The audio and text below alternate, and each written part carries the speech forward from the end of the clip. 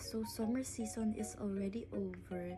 So if you're struggling with dry skin and uneven skin tone, may i-recommend akong soap that work for me na nagbalik talaga ng kulay ko. So I really love going to the beach, kaya essential talaga tong soap na to since hindi bagay sa akin ng tan.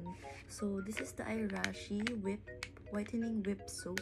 So this has snail extract and goat's milk na nakaka-help to lighten our skin and nakaka-help to moisturize our skin and hydrate the skin.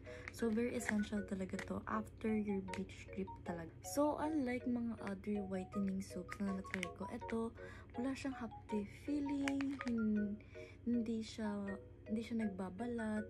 Actually, sobrang moisturizing and hydrating na. Yun yung nagustuhan ko sa kanya. So, after 2 weeks of consistently using this soap, napansin ko na bumalik na talaga yung color ko sa original color na, which I love kasi I really love my original skin tone. And mas nadagdagan niya yung glow and mas naging healthy looking yung skin ko. I definitely recommend this soap if you're struggling with dry skin and uneven skin tone. Super mura lang niya and super worth it gamitin.